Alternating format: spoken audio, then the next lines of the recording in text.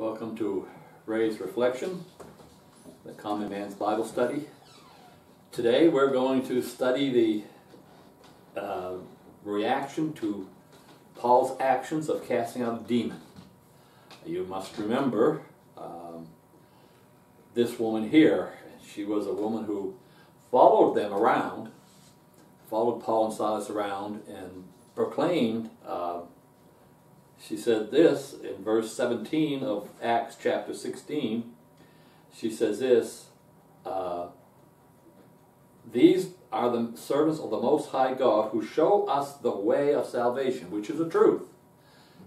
Now, she had the spirit of divination. Well, spirit of divination is literally the spirit of Python. And the Python was the god, the demon god that guarded the oracles of Delphi. So therefore this woman obviously was simply a dummy, a mouthpiece for the demons. And therefore you have to understand the technique, and I explained it last time, of the demons using truth to suck people in, to lure them into a trap. And oftentimes you will pick up a book and you will read a book and there will be truth, truth, truth, truth, then the lie is slipped in. Cults are very much like that. So Paul does cast a demon out of her. Now we're going to begin today's lesson at verse 19 of chapter 16. It says this, and when her masters saw that the hope of their gain was gone.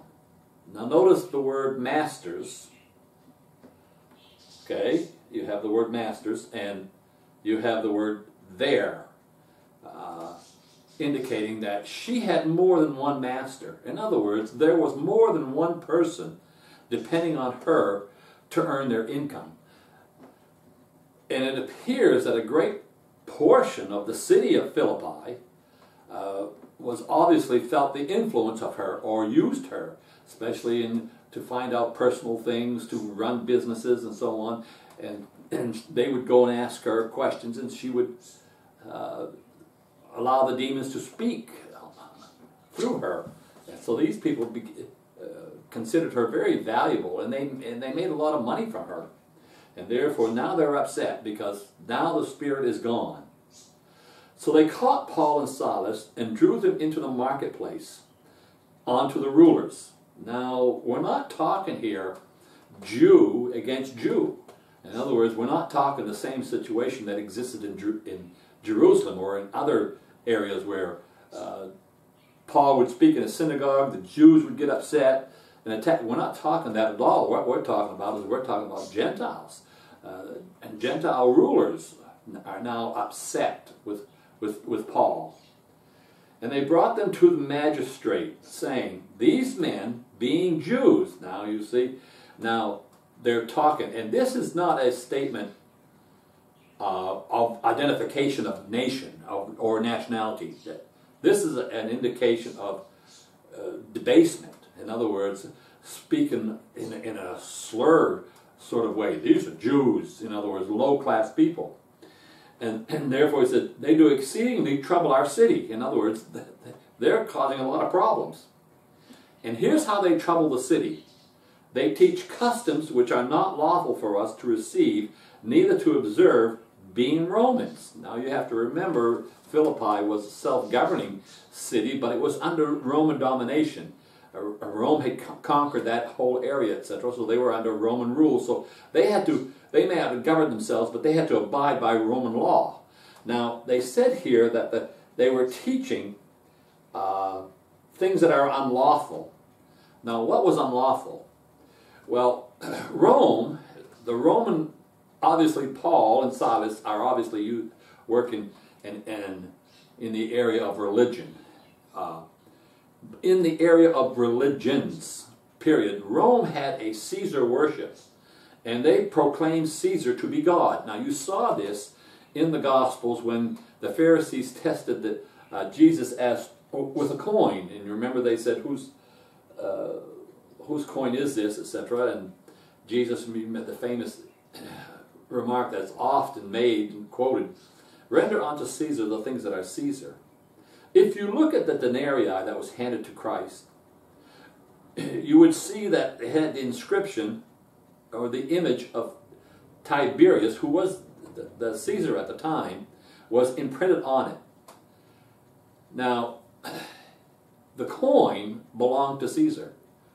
God gave the coin to the realm, to Caesar. But the coin had an inscription on it. And the inscription says, Tiberius, son of God. So when he says, render unto Caesar the things that are Caesar's, the gold belongs to Caesar. But the title belongs to God. And he hadn't given that to any man. So therefore, Rome had a Caesar worship, and they worshiped Caesar as a god, as a living god. And therefore, they banned all other religions. Now, in conquered lands, in order to keep the peace, they would allow certain religions to exist, such as when they conquered Israel, they allowed the Jews to keep their religion. Now, the reason for that was obviously to keep the peace. But in order for that to occur, it had to be approved by Rome. Now, what Paul is preaching here, the new Christianity that is now in the world, that is opposing the Jewish religion, has not been approved by Rome. And therefore, these men are using that action of breaking the Roman law, and that is what they said. They said, and teach customs which are not lawful for us to receive. We can't receive this because Rome doesn't allow it. Neither to observe. Being Romans, we're Romans. Now, the question comes up here, was Paul breaking the law by preaching the gospel? And the answer is, yes, he was. What occurs now is a conflict between man's law and God's law. The answer was answered earlier, back in the book, in the same book here, in the book of Acts. It was answered by Peter. Should we obey man rather than God? Or should we obey God rather than man? In other words, who is it we obey? And we have, here in the United States, we have set up our legal system in a manner that has these hierarchies. In other words, we have courts, and we have higher courts, and finally we have the Supreme Court, and therefore you obey the highest authority. And this is what is in conflict here. We are to obey all ordinances of men until those ordinances conflict with God's law, and therefore we have to obey the higher law. We have to obey God rather than man. And this is what Paul was doing here.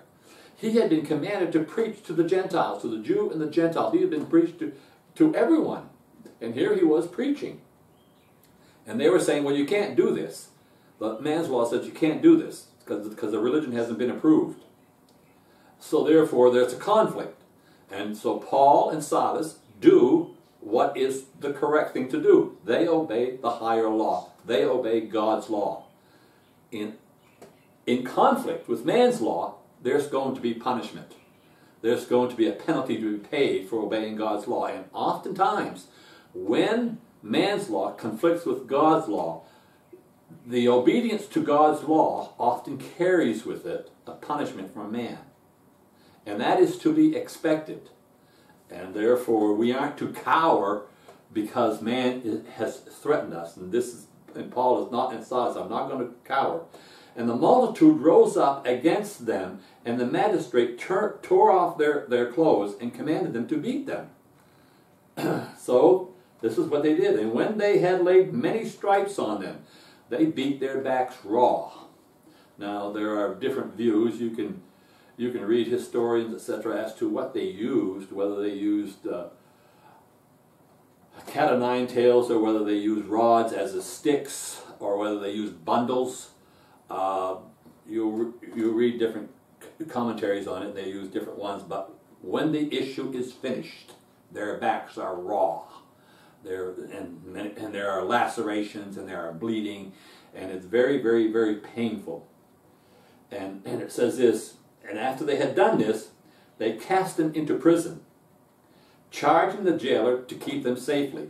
In other words, they put them in a prison, which which was common, but this was not a pleasant situation. You got men who are bleeding and need health care, and they are put in a prison, a dirty, filthy prison, where men have been in their cells and urinated and defecated in different places, and it's just a stinking hole.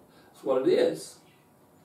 And they said this, who, having received such a charge, thrust him into the inner prison. In other words, as deep and dark as you could be in that prison, and made their feet fast in the stocks. Now, this is an interesting little thing. In other words, they took these men and put them in a prison, like a cell, and in that cell they put their feet in stocks. Now that would really be difficult, because here you have men who have backs are raw and bleeding and open wounds, and now their feet are put in stocks, so they can't lay down because of their backs. They can't turn to their right. They can't lay on their stomach.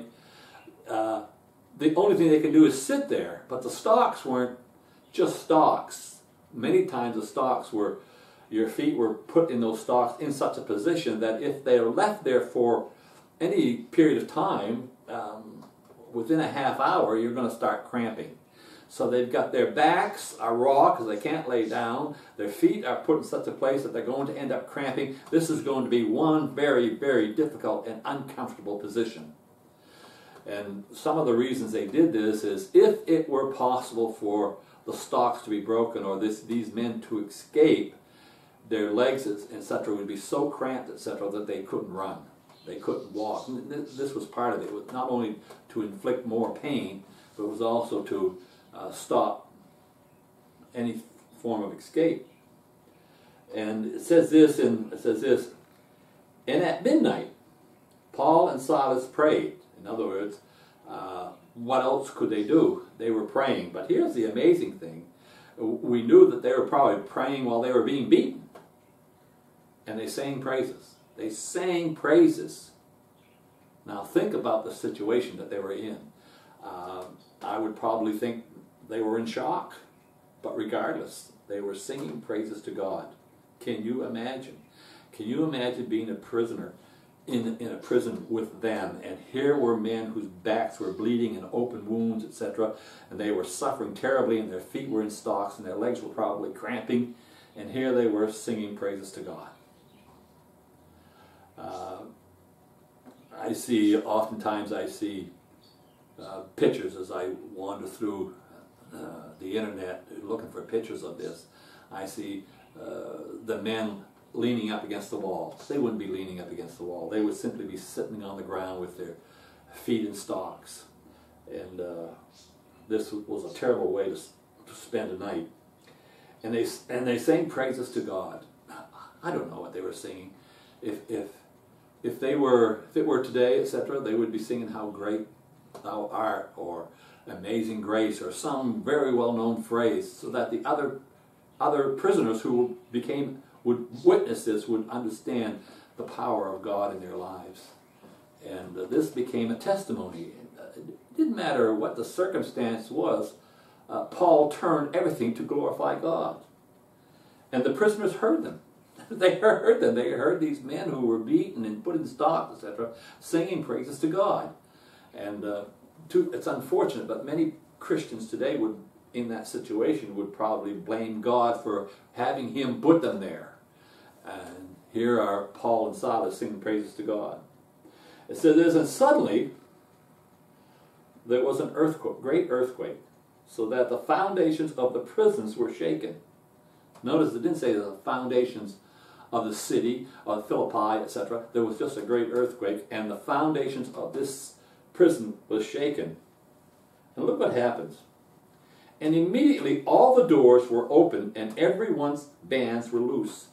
Now it doesn't say that just Paul and Silas's were loosed. It said every single prisoner who was bound to a wall, or bound in cuffs, or bound in chains, or whatever, those were all broken away, and every single door to every single cell was opened. You would think there'd be a mass evacuation. And it says this, and the keeper of the prison, awakening out of his sleep and seeing the prison door open, drew out his sword and would have killed himself, supposing that the prisoners had fled. In other words, if he saw all of this occurring, etc., he would naturally assume that all the prisoners were gone. Now, the rule was a prisoner, the chief jailer, literally, he was under his job was to control the prisoners. If a prisoner escaped, his life was taken. In other words, therefore, he made it just as tough as he could possibly make it so that these prisoners would not escape. Now, when he sees the doors all open and all the chains loose, he naturally assumes that the prisoners have escaped. Therefore, they're going to take his life, so he is going to take his own. Now, the amazing thing here is it probably assumes that before they take his life, they would probably beat him, whip him, torture him, to find out if he assisted or who assisted and so on and so forth. There would be an investigation. To avoid all that, he was ready to kill himself. But Paul cried out with a loud voice, "Do thyself no harm, for we are all here." Can you imagine? We're all here. No prisoner has escaped. We're still here.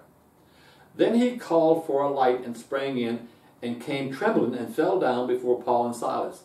In other words, here he knew that these men were extremely special. Not only did the earthquake occur to release them from their chains and stocks, and everybody else, but it also, the power that did this also kept all the prisoners in prison. To show the jailer that the jailer was not in control, but there was a higher power in control. God was in control, and therefore that's why he ran down and fell at Paul and Silas' feet, and he brought them out and said, "Sir, what must I do to be saved?" In other words, he recognized that these men were different, and therefore, and they had been preaching, and he knew what they had been preaching. He had been preaching the gospel message, and he says, "What must I do to be saved?" This is one of the questions that haunts all of mankind. What must mankind do to be saved? And you need to understand the answer. The answer is this, and they said, "Believe on the Lord Jesus Christ, and thou shalt be saved in that household." Now, let's stop for a moment. Notice what he's saying. "Sir, what must I do to be saved?" He's looking and he's expecting Paul and Silas to tell him that he has to do something physical, like maybe sacrifice an animal or give his alms, or, in other words, he's going to have to do something physical. This is what most religions are, religions of works, etc. You have to do something. And look at the answer. The answer is believe. In other words, what I want you to do is a mental assent, not a physical thing. It's a mental assent. It's to believe on the Lord Jesus Christ. Now, I hear a lot of people using the right words. I remember clearly years ago witnessing to a principal that I worked under, and this man was very a devout religious person. He was not saved, and to this day I regret not taping that conversation and playing it for people, because this man had all the right words, and they had all totally different meaning. Here was a jailer who wanted to be saved, but he, like any other unsaved person, especially in that city, expected to have to do something. Just like today, you have to do something. And we have religions that are set up for people to satisfy that desire. They have them doing this and doing that. They have them doing all sorts of works. And Titus chapter 3 verse 5 clearly tells you, it is not by righteous works which we have done, but by His grace we are saved. Therefore, it is a case of a mental assent to the Lord Jesus Christ. He says, and it says here, and you will be saved, and your household.